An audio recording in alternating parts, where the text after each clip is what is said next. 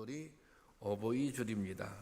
오늘 함께 드리는 기도가 부모님을 위한 기도인데 여러분 가슴이 뭉클하시지요?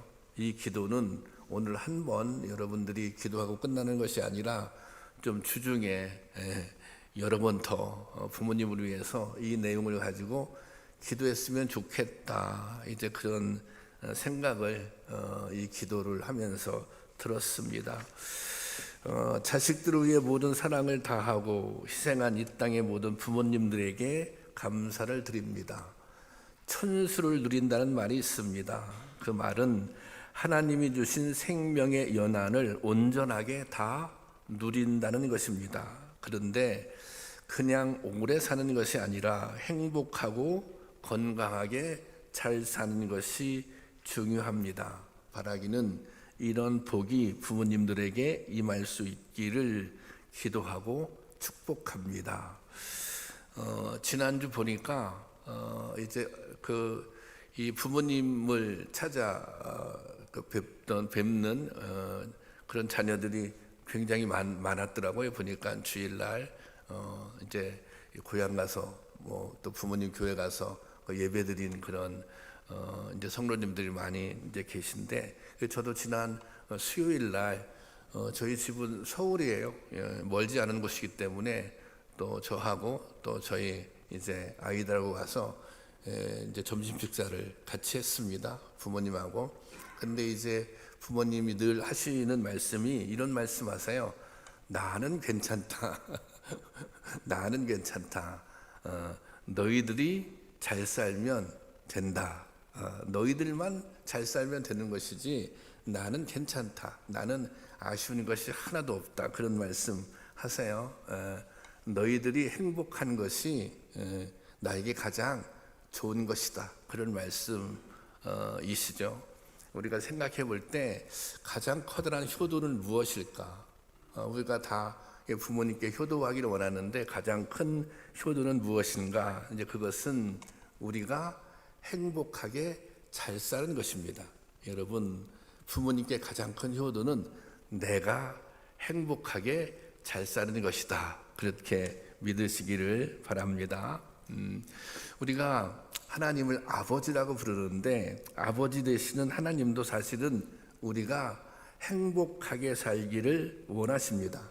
우리가 행복하게 사는 것을 가장 기뻐하십니다. 하나님께서 아담과 하와를 창조하신 후 가장 주신 명령, 그것은 행복하게 살라는 것입니다. 오늘 본문 28절 한번 다시 볼까요? 28절 다 같이 보겠습니다. 시작. 하나님이 그들에게 복을 주시며 하나님이 그들에게 이르시되 생육하고 번성하며 땅에 충만하라. 땅을 정복하라. 바다의 물고기와 하늘의 새와 땅에 움직이는 모든 생물을 다스리라 하시니라. 이 말씀을 한마디로 요약하자면 그것입니다. 행복하게 살아라. 행복하게 살아야 된다. 이것은 주님의 명령입니다. 너희들은 행복하게 살아야 돼. 내가 너희들을 지은 목적이 너희들로 하여금 행복하게 사는 것이다. 그렇게 말씀하고 있습니다. 하나님께서는 인간을 창조하시기에 앞서 먼저 다른 피조물들을 지으셨습니다. 무슨 공기, 물, 자연, 짐승 이런 것들을 다 지으셨어요. 그런데 이 모든 피조물들은 오직 한 가지 목적에 의해 지어졌습니다. 그것은 인간이 행복하게 살아갈 수 있도록 필요한 환경과 조건들로 지어진 것입니다. 하나님께서 이 아담 부부에게 주신 명령은 모든 것이 잘 준비되어 있으니 내가 모든 것을 잘 준비해 놓았으니 너희는 여기서 행복하게 살면 된다는 것입니다. 행복은 우리가 소원하고 꿈꾸는 것이 아니라 하나님이 주신 명령입니다. 너희는 반드시 행복하게 살아야 돼. 그리고 또 이것이 사명입니다. 우리가 하나님의 자녀인 이상 우리는 행복하게 살아야 할 사명이 있는 것입니다. 여러분, 우리가 행복한 것이 하나님을 가장 기쁘게 해드리는 일이에요. 우리가 행복한 것이 부모님께 가장 큰 효도가 될 줄로 믿으시기를 바랍니다. 그래서 하나님께서는 사람들이, 인간들이 행복하게 살기 위해 두 기관을 세우셨습니다. 하나는 가정이고 하나는 교회입니다. 가정은 남녀의 결합을 통해 혈연으로 이루어지는 가족 공동체입니다.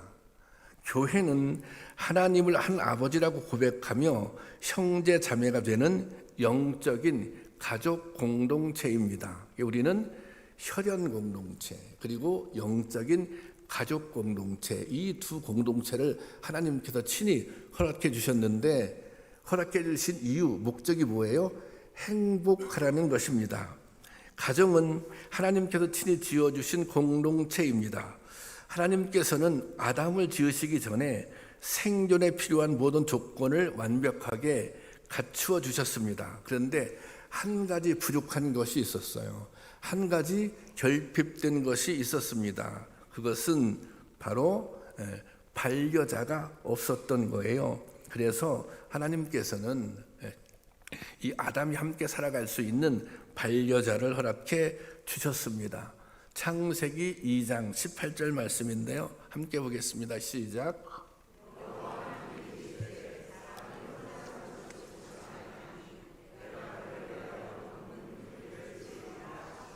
예.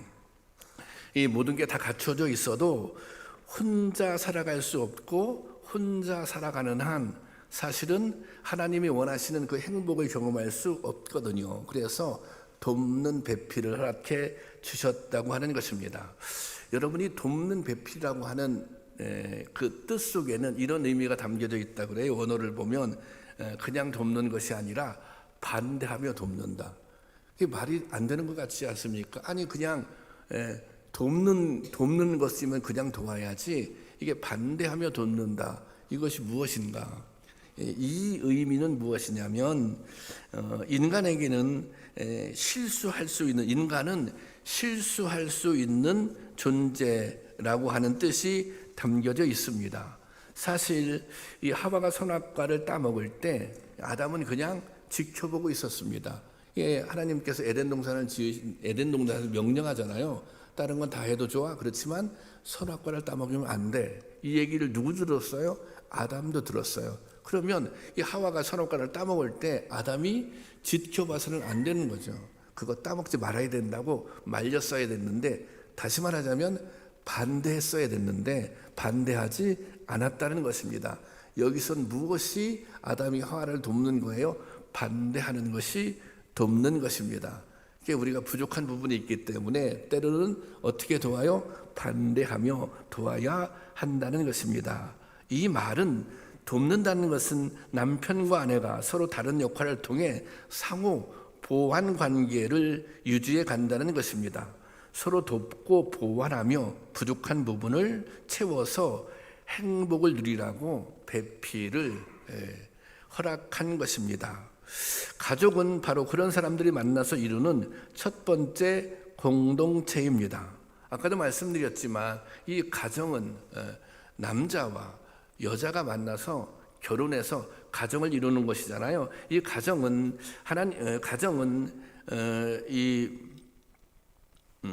인간이 처음으로 경험하는 첫 번째 공동체입니다. 하나님께서 이 아담을 위해 하와를 지으시고 가정을 이루게 하셨습니다. 이 성경에는 결혼의 원리를 하나님께서 짝지어 주셔서 둘이 한 몸이 되는 것이라고 밝히고 있습니다.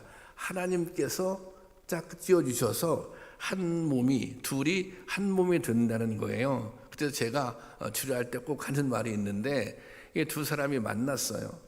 또 만났는데 사랑하게 돼서 결혼하는 거 아닙니까? 그런데 이 만남이라고 하는 것이 우연히 어찌 하다가 만나는 것이 아니라 여기에는 하나님의 섭리가 있다는 것입니다. 하나님의 계획이 있다는 것입니다. 여기 있는 많은 분들도 이제 서로 결혼해서 부부가 되는 것이잖아요.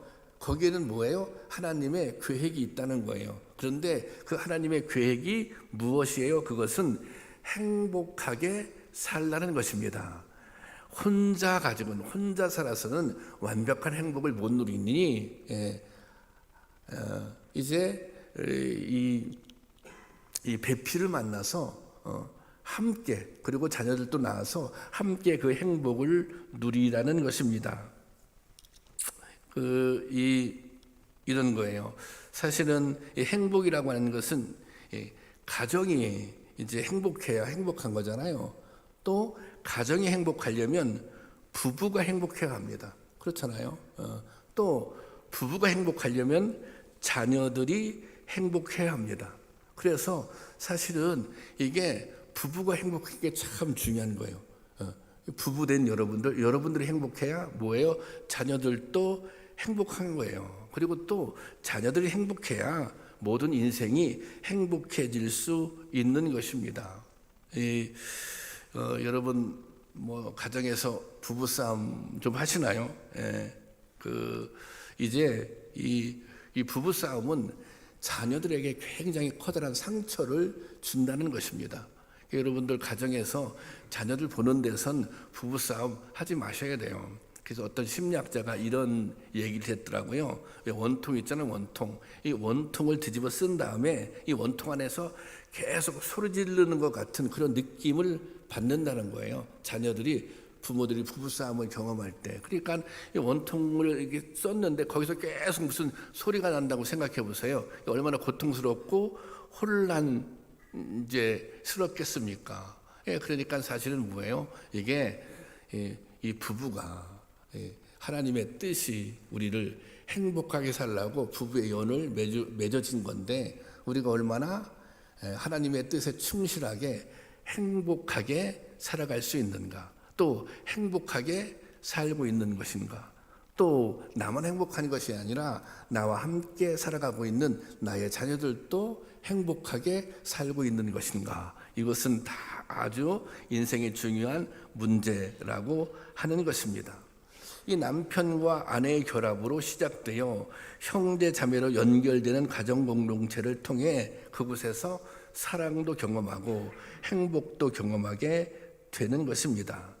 그러므로 남편과 아내로 만나 아버지와 어머니로 성장해가는 부부 관계는 가정의 행복을 결정짓는 가장 중요한 요건입니다.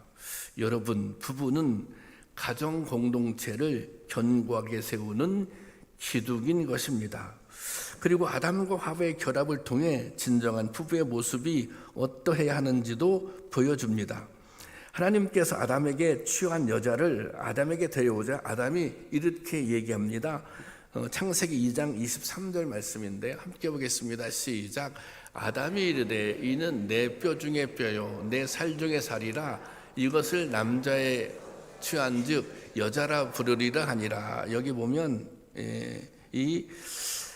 이는 내 뼈 중에 뼈요 내 살 중에 살이라, 이것은 사실은 사랑에 대한 최고의 고백인 것입니다. 뼈와 살이 없으면 존재가 불가능하잖아요. 그러니까 당신이 내 존재다, 그거예요. 당신 자체가 나의 존재 기반이다, 뭐 그런 의미라고 볼 수 있는 것입니다. 그래서 이 두 사람은 벌거벗은 몸으로 부끄러움 없이 살았습니다. 창세기 2장 25절 말씀 보겠습니다. 다 같이 시작. 아담과 그의 아내 두 사람이 발가벗고 있으나 부끄러워하지 아니하니라. 그러니까 서로 부부가 숨길 게 없어요. 거짓이 없었어요. 사실 좋은 관계라고 하는 것은, 좋은 부부 관계라고 하는 것은 숨김이 없는 것입니다. 또 거짓이 없는 것입니다. 이것이 하나님이 원하시는 부부 관계인 것입니다. 그런데 선악과를 따먹는 과정에서 하와가 아담을 속이기 시작하며 이 부부 관계가 어그러지기 시작합니다. 하와가 아담에게 숨길 것이 생기는 것입니다. 제가 제법 이제 전에 이제 이런 일이 있었어요. 저희 교회는 이제 젊은 부부 함께 신앙생활하는 젊은 부부 같이 신앙생활하는 젊은 부부들이 이제 많은 편인데 이제 결혼한 지 얼마 안 됐어요. 근데 여러 가지로 좀 이렇게 좀 힘들게 이제 살고 있었어요, 두 부부가. 그런데 주변에 아주 좋은 한 이웃을 만났습니다. 그러니까 이제 아내 되는 그러니까 그 자매가 옆에서 좋은 아주 이웃을 믿음이 좋은 이웃을 만났어요. 그래서 너무너무 잘해주는 거예요. 믿음도 좋고 잘해주고 그러니까 많이 의지가 됐겠죠. 친해졌어요. 친해지니까 야 우리 좀 이 말씀을 같이 읽자. 말씀을 같이 읽자. 또 그 자매는 믿음이 좀 신실한 편이에요. 하나님 믿고 막 의지하고 살려고 그래. 그러니까 같이 막 성경을 읽기 시작한 거예요. 이 성경을 막 읽다가 이제 이렇게 얘기했던 거예요. 그 이웃 그 분이 그때는 이제 언니라고 불렀다고 하더라고요. 그 언니가 야 우리가 성경을 읽기만 하지 말고 좀 성경 공부도 한번 해보자. 그렇게 얘기한 거예요. 그러니까 사실 이제 집사님이죠. 그 집사님이 정신이 번쩍 든 거예요. 이게 뭐지? 이게 좀 이상하다. 그래서 이제 저에게 이제 상담을 했어요. 얘기를 쭉 들어보니 이 분이 사실은 신천지였던 거예요. 그래서 제가 얘기를 했어요. 야, 너 이거 집사님 이거 남편에게 얘기했느냐? 그런데 자기 남편이 아주 믿음이 막 이제 막 자라고 있는 과정이야. 그러니까 이게 얘기하기가 너무 꺼려진 거예요. 왜냐하면 이 자기 남편도 그 이웃분에게 굉장히 좋은 호감을 가지고 있는데 이제 이 사람하고 단절해야 돼. 이 사람이 사실은 신천지였대. 또 신천지를 막 설명을 해줘야 되잖아요. 그래서 사실은 그런 고민이 있지만 숨기고 있었던 거예요. 그래서 그게 안 된다. 힘들어도 이 사실을 이 남편에게 다 얘기를 해야 된다. 그래서 이제 얘기를 하고 또 같이 기도하면서 이런 그 어려운 시절을 넘겼던 기억이 있는데 요즘에 그 막 논현동에 그 신천지들이 굉장히 뭐 이렇게 막 활동이 굉장히 많고 적극적이라고 그러더라고요. 그런데 이게 사실은 이제 신천지가 가지고 있는 문제가 이런 거예요. 사실은 이게 관계를 이용한다는 거예요. 관계를. 그리고 또 뭘 만들어? 자꾸 비밀을 만들어. 그래서 관계를, 공동체를 깨트리려고 한다는 거예요. 이게 사실 우리가 살아가면서 이 부부간에 비밀이 생긴다고 하는 것은 좋은 일이 아닙니다. 부부간에 숨겨야 할 일이 생긴다고 하는 것은 이미 그 부부관계의 건강성이 깨어지고 있다고 하는 것입니다. 여러분들은 어때요? 아내에게 숨길 것이 많이 있습니까? 남편에게 숨길 것이 많이 있습니까? 오늘 밤에 돌아가서 한번 정리해 보시기 바랍니다.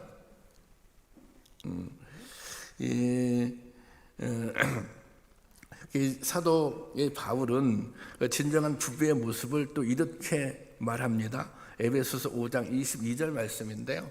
함께 보겠습니다. 시작. 아내들이여 자기 남편에게 복종하기를 죽게 하듯 하라. 사실 이 말씀은 아마도 남성들이 가장 좋아하는 성경의 말씀일 것입니다. 아내들은 남편에게 복종해야 된다. 하지만 사실은 이 말씀을 가만히 따져보면 당시에는 여성들의 인권이 보장되지 않았습니다. 그러니까 여성에게 있어서, 남성에게 있어 여성은 종속적인 관계였습니다. 그러니까 바울이 여성들을 향해서 남편들에게 복종해라, 이 말은 당연하게 받아들였던 거예요. 남편들은 사실은. 왜냐하면 그것이 그때 세상의 풍토였기 때문입니다. 그런데 이 말씀에 전제가 있습니다. 바로 에베소서 5장 21절 말씀인데요. 다 같이 보겠습니다. 시작. 그리스도를 경외함으로 피차에 복종하라. 여기는 뭐예요? 피차에 복종하라. 그리고 또 에베소서 5장 25절 말씀 보면 이렇게 기록하고 있어요. 다 같이 시작. 남편들이여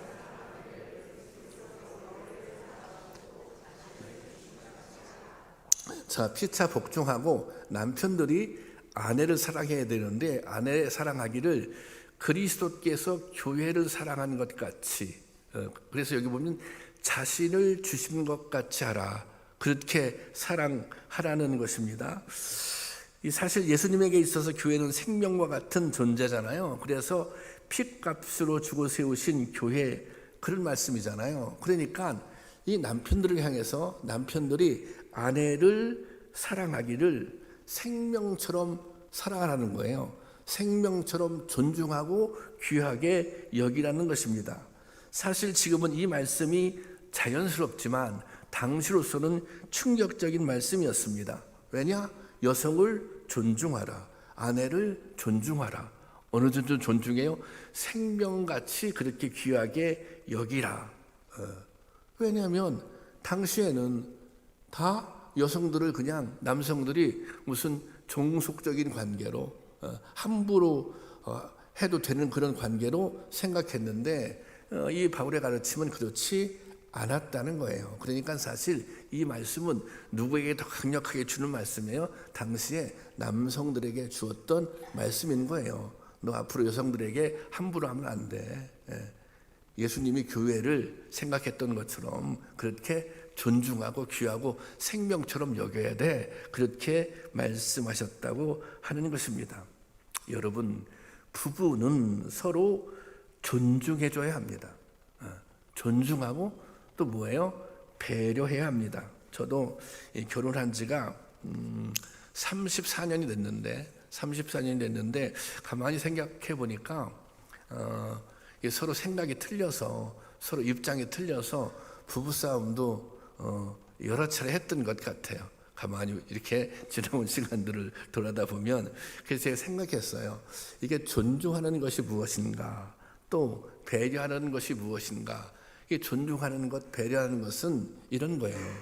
맞추어 살아가는 것입니다. 그것이 커다란 문제, 뭐 엄청난 문제가 아니라면, 왜 부부싸움 칼로 물베기라고 얘기하잖아요. 부부간에 갈등이 생기는 이유가 무슨 엄청난 문제가 아니에요. 따지고 보면 사소한 문제거든요. 그러니까 충분히 이게 배려해줘도 괜찮은 문제들이에요. 그러니까 사실은 배려한다고 하는 것은 좀 상대방에게 맞추고 살아가는 것입니다.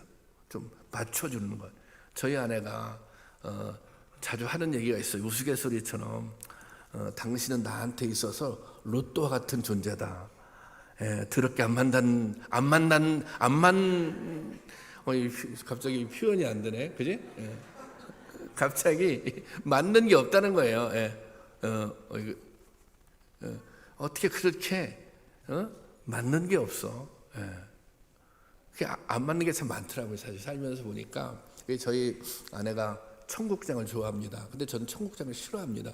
제가 이 냄새에 관해서 좀 예민하거든요. 근데 어느 날 보니까 제가 청국장을 잘 먹고 있더라고요. 이게 사실은 이게 이제 노력해야 되는 거예요. 노력해야.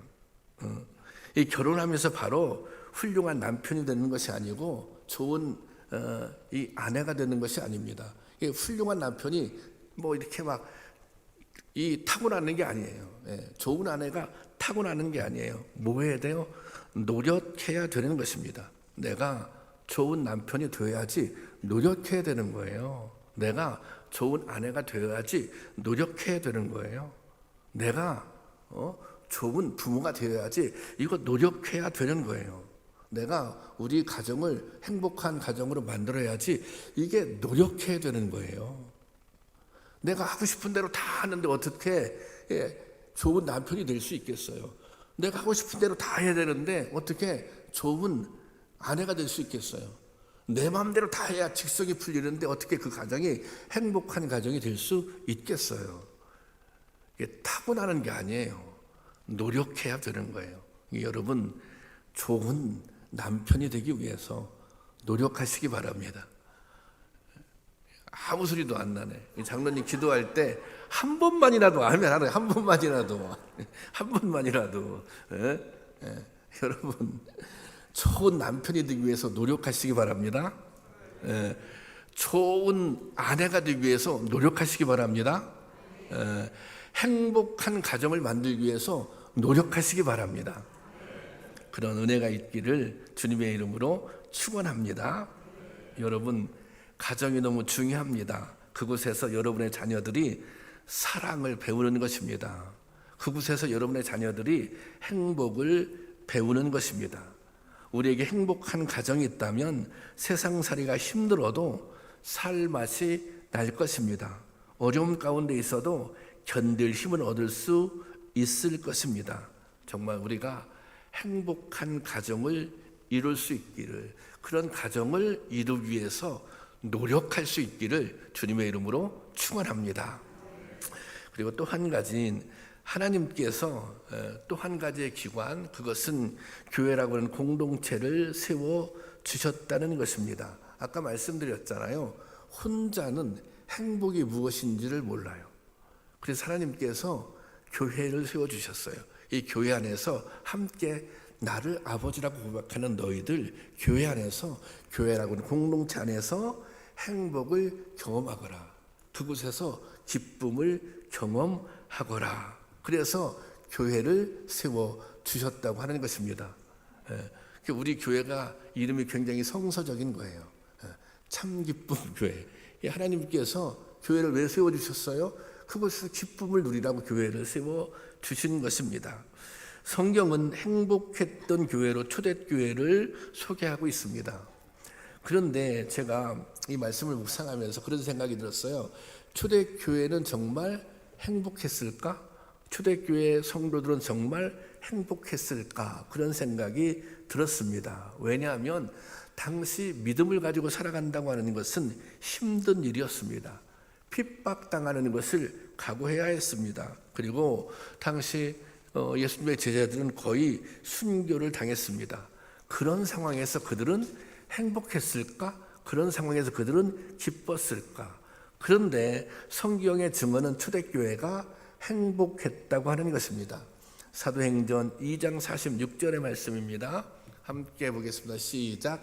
날마다 마음을 같이하여 성전에 모이기를 힘쓰고 집에서 떡을 떼며 기쁨과 순전한 마음으로 음식을 먹고. 아니, 여기 보세요. 모이기를 힘썼다는 거 아니에요. 그리고 여기 보세요. 중요한 거, 기쁨과 순전한 마음으로, 기쁨으로 그들이 모였다는 것입니다. 그들은 기쁨으로 모였어요. 왜? 모이는 것이 서로가 행복했기 때문입니다. 여러분, 이 서로 행복한 것이 중요합니다. 그것이 진짜 행복한 거예요. 나는 행복한데 나는 막 행복해요. 근데 이 나의 행복이 다른 사람의 불행이 된다면 그것은 서로 행복한 것이 아닙니다. 교회에서 목사는 행복한데 성도들은 별로 행복하다고 생각하지 않아요. 또 성도들은 행복한데 목사는 별로 행복하지 않다고 생각해요. 그러면 그것은 행복한 것이 아닙니다. 그것은 건강한 교회 모습이 아닌 것입니다. 초대교회가 행복했던 이유는, 또 초대교회 성도들이 행복했던 이유는 다른 데 있는 것이 아니라 서로 사랑했기 때문입니다. 여러분, 사랑이 사람을 행복하게 만듭니다. 사랑받으면 행복하잖아요. 여러분, 사랑받으면 행복하잖아요. 사랑받는 거 행복하고 또 뭐예요? 사랑하는 것도 행복합니다. 이 사랑받는 것도 행복하고, 사랑받는 사람도, 사랑하는 사람도 행복한 거예요. 초대교회 성도들은 서로 끔찍히 사랑하는 공동체였습니다. 그러니 물건도 함께 나누어 쓰고, 또 어려운 사람들을 위해 소유도 나눠줄 정도로 그렇게 살았습니다. 이게 가능했던 것은 그들은 서로 사랑했고 또 가족이라고 생각했기 때문입니다. 여러분들이 생각할 때 어때요? 나는 사랑받고 있어서 행복하십니까? 저는 여러분들이 저를 사랑해 주는 것 같아서 행복합니다. 제가 갑자기 분위기가 썰렁해지는 것 같은데, 또 제가 이게 어느 집사님이 이걸 만들어 왔어요. 제가 사실 이런 거 막 다른 거 별로 안 좋아하거든요. 그런데 너무 행복한 마음으로 달았습니다.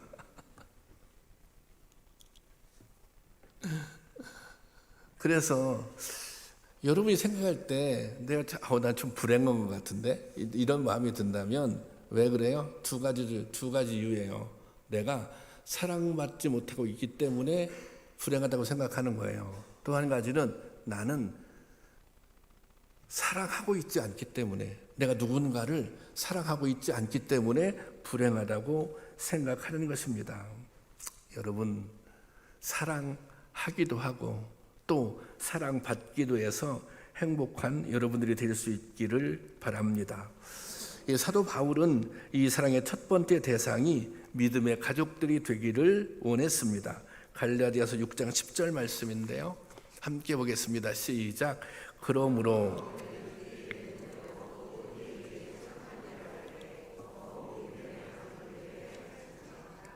이것은 교회 안에서 서로 사랑을 실천하는 것입니다. 교회 안에서 이 사랑을 경험해 보라는 것입니다. 여러분, 저도 이제 사랑하라고 하는 설교를 이제 가끔 하는데, 우리가 모르는 사람이 없어요. 사랑해야 된다고 하는 것. 그리고 또 우리는 표현도 합니다. 뭐 예배 시간에 또 인사도, 사랑한다고 인사도 하고 하는데, 그런데 사실은 우리가 이 사랑이 부족한 것도 사실입니다. 여러분, 성도들 간의 피차 더 배려하시면 안 되겠습니까? 더 존중해 주시면 안 되겠습니까? 더 이해하려고 노력하면 안 되겠습니까? 우리가 서로 사랑의 실천이 있을 때 행복한 교회로 세워지는 것입니다. 우리가 받은 사랑이 있다면 사랑해야 합니다. 여러분들이 좋은 교회를 만들고 싶으면, 행복한 교회를 만들고 싶으면 사랑해야 합니다. 오늘 주님을 향한, 우리 교회를 향한 주님의 계획이 무엇입니까? 그것은 교회에서 성도들이 행복을 누리는 것입니다. 교회 안에서 성도들이 하나님 나라를 경험하는 것입니다.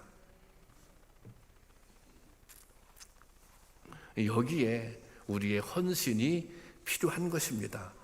사랑하는 것에도, 섬기는 것에도 헌신이 필요한 것입니다. 그런데 그 헌신이 억지로 하는 헌신이라면, 마지못해 하는 사랑이라면, 마지못해 하는 섬김이라면 이미 그 출발부터 잘못되는 것입니다. 내가 헌신하는 그 헌신 때문에 내가 행복해야 합니다. 내가 섬기는 것 때문에 행복해야 하는 것입니다. 힘이 들면 힘이 들수록 더 보람을 느끼고 행복해져야 하는 것입니다. 이것이 사랑의 신비, 신앙의 신비인 것입니다. 여러분, 어떻게 하면 그렇게 할 수 있겠습니까? 하나님의 사랑이 무엇인지 깨닫게 되면 그렇게 할 수 있습니다. 여러분들이 주님의 몸된 교회를 사랑한다면, 여러분들이 성도들을 사랑한다면 정말 그렇게 할 수 있습니다. 그래서 행복한 교회는 여러분들이 만들어가는 것입니다. 다른 사람들이 만들어가는 게 아니에요. 장로님이 만들고 권사님이 만들고, 물론 그렇죠. 그렇지만 그런 시각으로 보면 안 됩니다. 좋은 교회는 누가 만드는 것인가? 내가 만든다. 좋은 교회는 나를 통해서, 나의 헌신을 통해서, 나의 사랑을 통해서, 나의 섬김을 통해서 이루어진다는 것입니다. 여러분, 세상이 악할수록 가정이 행복하고 견고하게 세워져야 합니다. 거기서 세상을 이길 힘을 얻기 때문입니다. 또 어려운 시대일수록 교회 공동체가 견고한 울타리가 되어야 합니다. 수많은 도전과 시련 속에서 믿음을 지키며 선한 싸움을 싸워 이길 힘이 교회를 통해 공급되기 때문입니다. 우리의 가정과 교회가 더 견고한 공동체로 세워져서 모든 가족들이 공동체를 통해 힘을 공급받고 행복을 얻게 하는 것, 그것이 오늘 우리의 사명입니다. 여러분, 이 사명을 잘 감당할 수 있기를 바랍니다. 우리가 하나님 아버지의 마음으로 사랑하면 그런 가정, 그런 교회 만들 수 있습니다. 부족하기 때문에 더 사랑하고, 실패했기 때문에 더 사랑하고, 단점이 있기 때문에 더 사랑할 수 있어야 하는 것입니다. 이 사랑이 부족함을 뛰어넘게 하고, 실패를 극복하게 하고, 세상으로부터 받은 상처들을 치유받게 하는 것입니다. 또 어그러진 관계들을 회복시켜 주는 것입니다. 이런 사랑이 있는 가정이 될 수 있기를 이런 사랑이 있는 참 기쁨 교회가 될 수 있기를 주님의 이름으로 축원합니다. 이 시간 찬양